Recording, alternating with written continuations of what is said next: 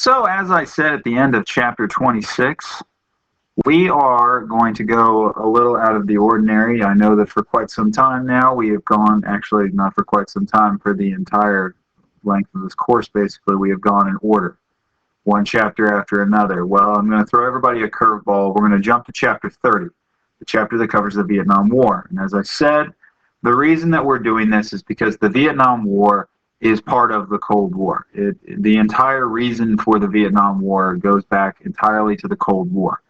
And so it seems silly to me, in my opinion, for us to talk about the Cold War and then go and talk about, for example, protest movements in the 1960s and the civil rights movement and a few other things, and then all of a sudden randomly jump back to talking about this issue that stems back to the Cold War. So rather than have that sort of awkward standout moment, I just like to tie chapter 30, into chapter 26 on the Cold War. So we are going to be covering chapter 30, the Vietnam War. The Vietnam War was America's longest conflict until we started the War on Terror. I put an asterisk, though, because it's really hard to define the War on Terror. We have had troops in Afghanistan longer than we had them in Vietnam, so I think we did take the record there, I think. But regardless, historically speaking, America's longest conflict. Now, and I know that you guys will all be very chagrined to find out that this is the chapter that is known for having the best playlist of all the units and chapters that we have.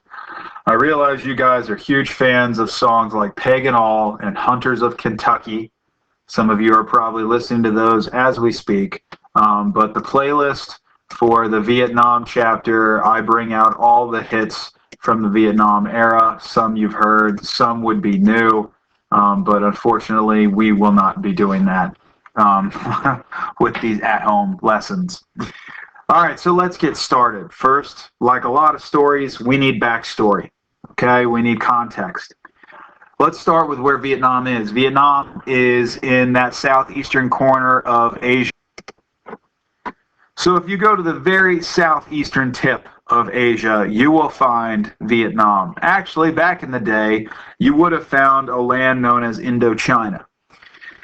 What happened was, way back in the 1800s, the late 1800s, the French had taken control of this region of Asia and had turned it into the colony of French Indochina.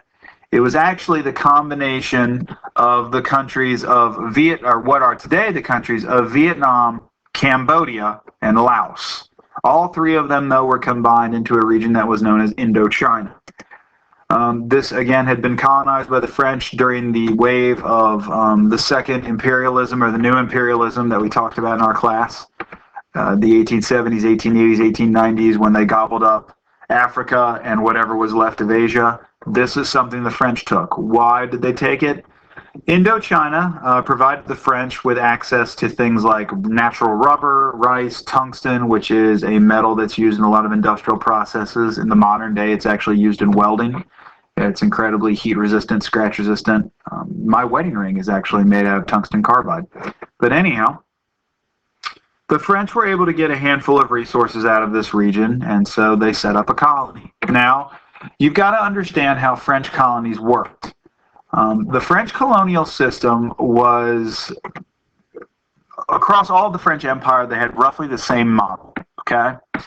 Where you basically had a handful of colonial elite who ruled the show. So you'd have some French government people, some French military people, a handful of French businessmen, and there would always be a handful of natives who basically kissed up to them and played their game and worked with them. I call them cronies, right? So you would have a country where you would have a small number of Frenchmen who would be there to administer the various aspects of the colony. And then there would be a small handful, a small select group of native peoples, in this case Vietnamese or Cambodians or whatever, who would work alongside the French for their own benefit. And then there was the rest of the population, right? So it would be just a handful of people would be running the show and making all of the money, and the rest of the population is in a kind of a second-class citizen status, right? This, of course, does not lead to a lot of popularity in the government because these people have no say. They're basically ruled, right? They have no voice. And they know they're being ruled by foreigners. Remember, I told you when we talked about imperialism, the British had a habit of they would try and leave as many native rulers in high positions as they could, and they would advise and guide them because people tended to be a little more accepting of that. The French, not so much. The French had a very egotistical view of things and a superiority complex, and they basically looked at the people they conquered as substandard, for lack of a better term, or inferior, and they would rule them. There was also a religious tension component. The French were Catholics, and the majority of the population of Vietnam were Buddhists. And even though the French attempted to convert the Vietnamese people, most of them remained Buddhists.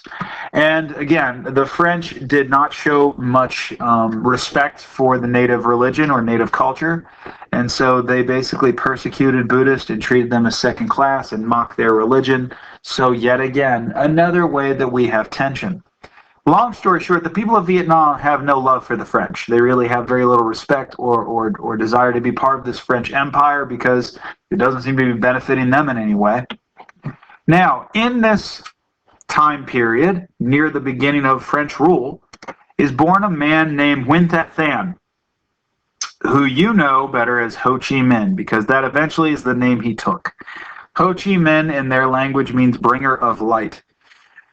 Ho was born in 1890 in central Vietnam. He actually taught at a local village school, but then at the age of 21, he was able to get himself a ticket to go to Europe. He went to Europe on a French freighter. He then traveled throughout Europe, so this is pre-World War I when he gets there, right? 1911, 1912. He eventually does travel to Russia or the Soviet Union not long after the communists had taken over. During his travels in Europe and the Soviet Union, he of course was exposed to all kinds of new political ideas and thought, especially communism when in the USSR. I do want to point out, he had a love for the United States and especially for Woodrow Wilson. Woodrow Wilson's idealism, and especially Woodrow Wilson's ideas and plans for the Treaty of Paris or Versailles and the 14 points and things of that nature. He really believed that the United States and our system was a wonderful political system. He didn't necessarily agree with our economics, but he agreed with the ideas that America stood for, interestingly enough. But by traveling in the Soviet Union, he eventually became a communist. Well, he eventually returned home. And in 1930, after he returned home, he established the Indo-Chinese Communist Party. So he started basically the Communist Party of Indochina, and their goal was, of course, to overthrow the French and bring independence to Indochina. These activities made him less than popular with the French colonial authorities. He was a wanted man. They tried to arrest him. He actually had to flee and spend several years in exile. Some of that time he spent in China, some of that time he spent in the Soviet Union. He eventually was able to return in 1941, in part because the Japanese invaded and had basically driven the French from control of Vietnam or Indochina, right? Well, the Japanese proved to be not a whole lot better than the French. In fact, in some ways, they were worse. And the Japanese basically tried to use Vietnam and its people for resources and slave labor. And so Ho Chi Minh organized an organization called the Viet Minh. This was a nationalistic independence movement. They were committed to trying to drive the Japanese out and gain independence. I want to point out that the Viet Minh originally included communist and non-communist. It did not start as a communist group. It started out as an independence movement that just happened to be run by a communist and had communist membership. We supported the Viet Minh in World War II. We really did. We sent members of the OSS, which was the forerunner of the CIA. We basically sent paratroopers. We sent weapons. We provided them with medical supplies and equipment. We helped the Viet Minh fight the Japanese. Now, the Viet Minh thought that once Japan was defeated, that they would gain their independence. And what do you know? The Japanese were defeated and driven out of Vietnam, And Ho and his boys were all excited, and they sat down and they wrote a Declaration of Independence. When I say they wrote one, they copied one. They copied ours, basically. Your book mentioned how some of the American advisors were in the room when they started to read out loud the new Vietnamese Declaration of Independence. And it started out with, all men are created equal. They are endowed by their creator with certain inalienable rights. Among these are life, liberty, and the pursuit of happiness. And of course the Americans were just like, that's ours.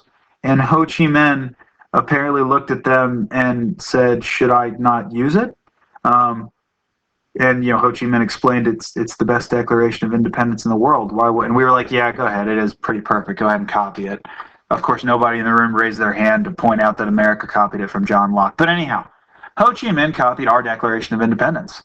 Unfortunately, the French had no intention of giving Vietnam her independence. And so, as soon as World War II ended, basically, the French sought to reestablish their colonial empire, and they returned to Vietnam in 1946. And when Ho Chi Minh and his friends were like, no, we're independent, the French army showed up and said, no, you're not. The Viet Minh were driven into the countryside and were forced to wage a guerrilla war to try and once again drive out the French. They waged a guerrilla war to drive out the Japanese, and now they're just going to keep the war basically going to drive out the French. Now, the French eventually called us for help. They were struggling to win in Vietnam. And remember, this is a country that was one of the losers in World War II initially. They've got a lot of bills to pay. They've got a lot of rebuilding to do. They're not exactly equipped to fight this war halfway across the world. And they asked America for help. This put America in a bit of a sticky wicket, if you will, meaning we're having to make a tough choice here. On one hand, America is opposed to colonialism. What does that mean? It means we don't like colonies, and we had been actually begging for our allies to get rid of their colonies, right? So we had been pressuring the British to give up India, or give India its independence, which they did in 1947. We had pressured the Dutch into granting independence to Indonesia. We were pressuring all of these various European countries to give various people in Africa their independence. So we are anti-colonial. And we had given up our Philippines, right? I mean, we practiced what we preached. We are anti-colonial. But at the same time that we are anti-colonial, we are anti-communist.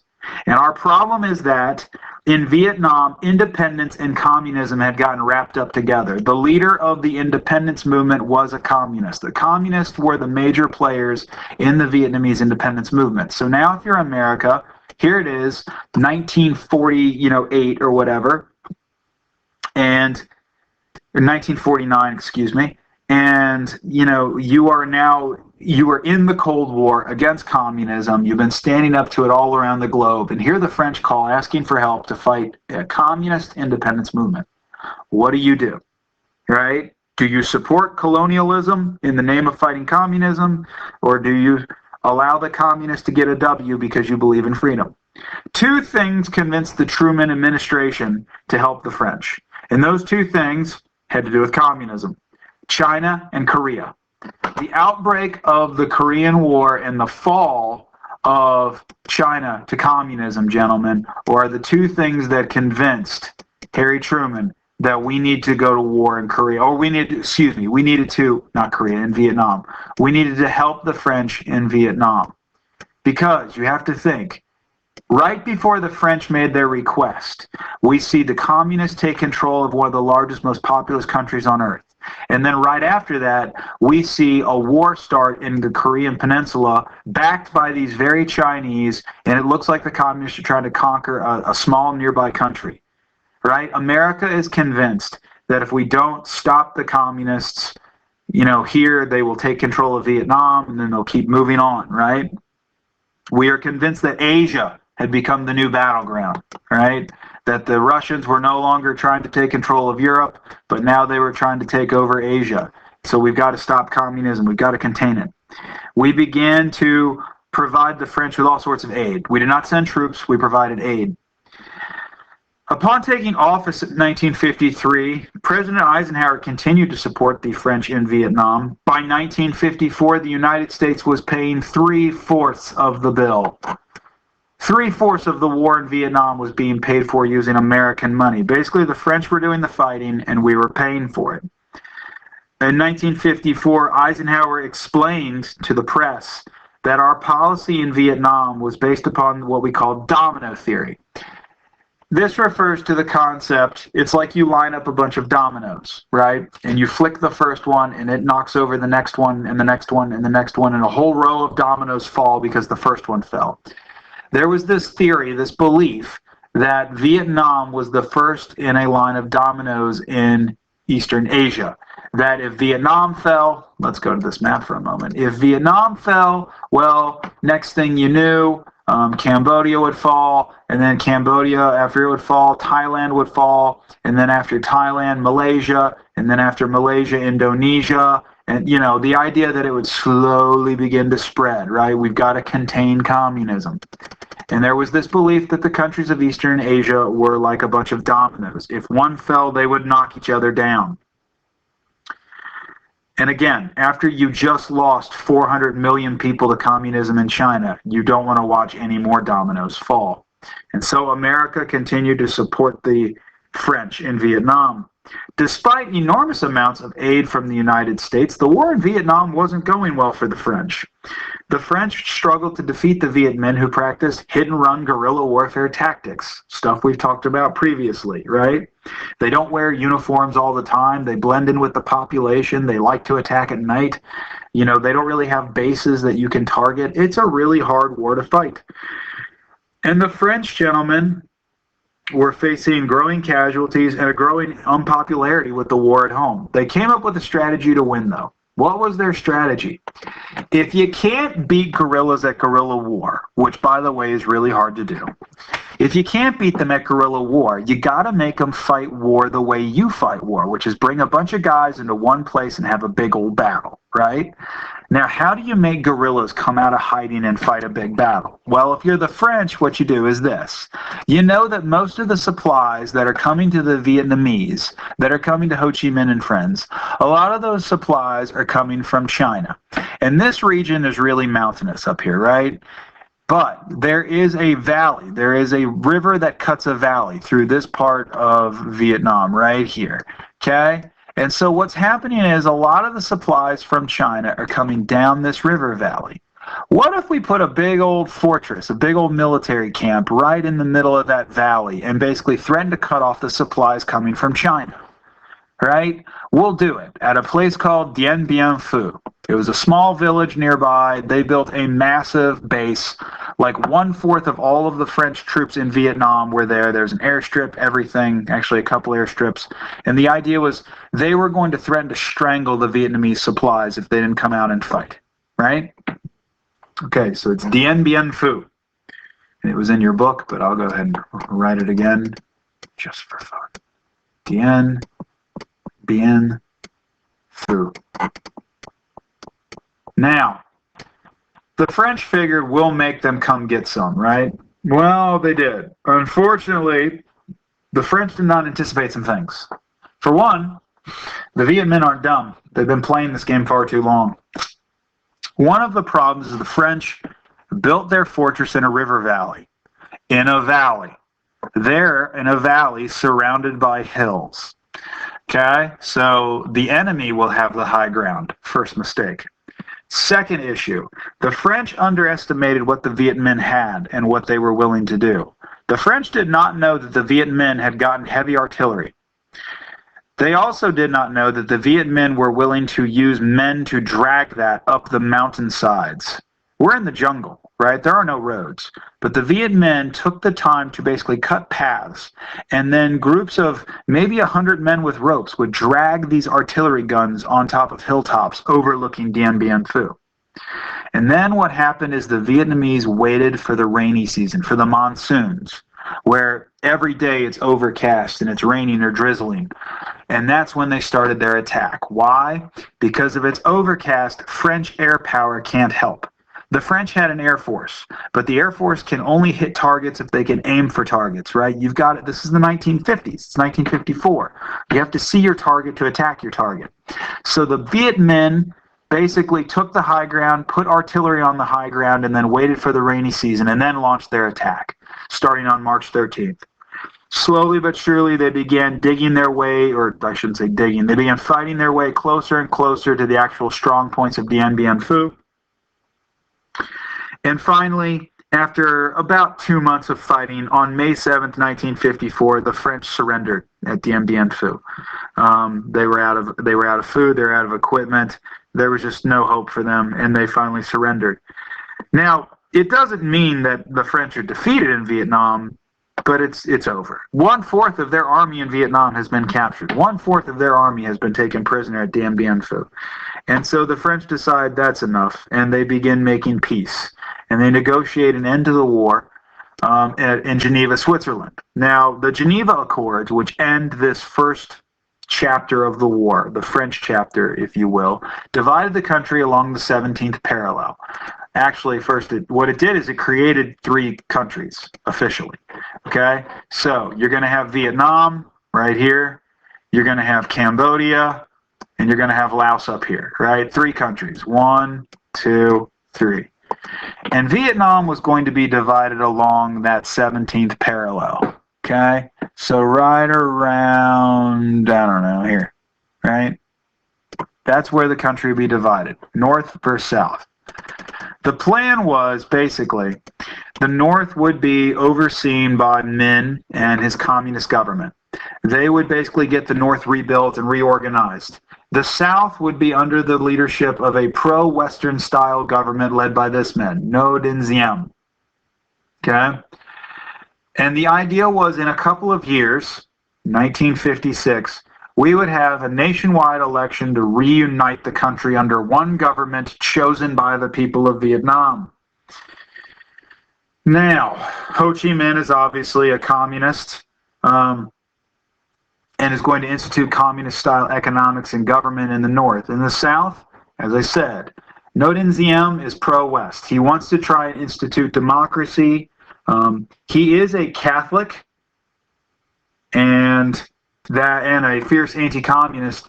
Him being a Catholic actually led to a flood of refugees from the North. Communists are atheist by definition or by official government stance. About 1 million Catholics actually fled North Vietnam to go to the pro-Catholic South Vietnam created by Ngo Dinh Diem. But anyhow, when time came to hold the elections in 1956, Diem says, nope, we're not having elections down south. Why? I thought this guy believed in democracy. What are you doing? He believes in democracy, but he knows it won't be true democracy. He knows the elections in the North will be rigged, and he knows that Minh will get 99% of the vote. If he holds legitimate elections down south, he will lose the nationwide election because there are people in the South who might vote for Minh or at least another candidate, and he would lose because he doesn't believe that there would be a fair election in the North. And so rather than hold the elections and unite the country, Diem basically refused to participate in that. Eisenhower supported Diem and increased American military and economic aid. Tension began to grow, and the nation headed to be, on the brink of a renewed civil war, or I should say a new civil war. But that is a topic we will look at in the second section.